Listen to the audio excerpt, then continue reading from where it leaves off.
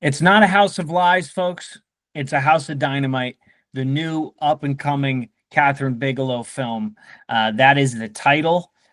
She is the director of movies such as Hurt Locker, The Loveless, Point Break, K-19, The Widowmaker, Zero Dark 30, and most recently Detroit. So she has been on a long hiatus.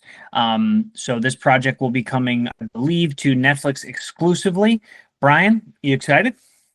You know what? I am a fan of Catherine Bigelow. I think, really it came into my presence with the Hurt Locker, and just what she did with that, bringing Jeremy Renner, kind of onto the forefront. If you haven't seen the Hurt Locker, definitely get a chance, check it out.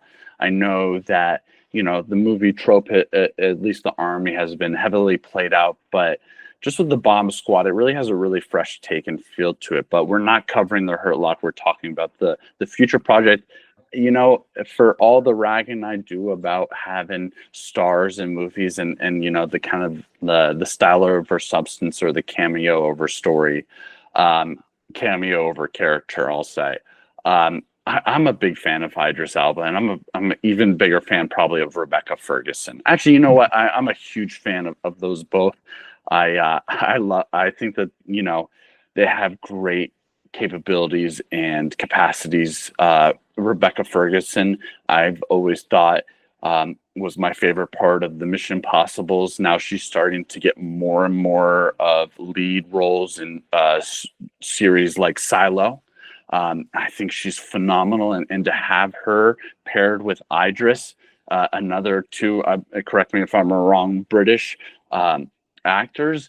I'm really excited about this purely off of that. Add Catherine into the mix. She's been gone a while, so I know she's been cooking. She's been cooking up something, and I think it's going to taste sweet, and I'm going to be first in line to give it a try. Stephen, where are Yeah, you in line?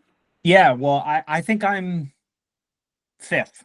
Fifth? I'm fifth. All It's right. still pretty good. I'm there on premiere night. You know what I mean? Yo, could I'm you tell there. me who's number two to stop pushing me? Yeah, I'll get them out of the way for you. But so here's the thing.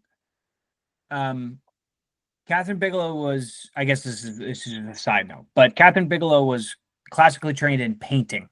So her Whoa. ability for an eye for composition, cinematography, set design, the mise en scène of everything is very high, right? But the thing about her movies is a lot of them aren't that necessarily entertaining. Please don't come for me. I'm just speaking from my truth point, or Speak your my truth. Don't right, be speak afraid, my truth. Stephen. Speak Right. your truth. Yeah, and so like when the movies have really good scripts, they're awesome because she crushes it on the directing side. So you're talking about movies like Point Break. People remember that movie forever, right? Hurt Lockers, one of the best films of the 2000s. It's not even a question. It won the Academy Award. Zero Dark 30 was pretty good. I thought Detroit was eh. The Loveless film, her first film, is almost unwatchable in my opinion from a story perspective. It was purposefully meant to be that way. So the character is supposed to have an anti-character, main character hero storyline. So it's a little avant-garde in that regard. Now, again, I'm just saying my experience because I've seen mostly all of her films. But I hope this one crushes. I love Idris, and Brian has introduced me to Rebecca and kind of gotten me more familiar with her. So I think those two could really crush it together. And I certainly hope and am rooting for this film to be great. Yeah, me too. So we'll see. You spoke your truth. I think my problem with that statement doesn't. If you're speaking your truth, isn't that just stating your opinion? So it's not a fact or a truth. It's just how you feel. Correct.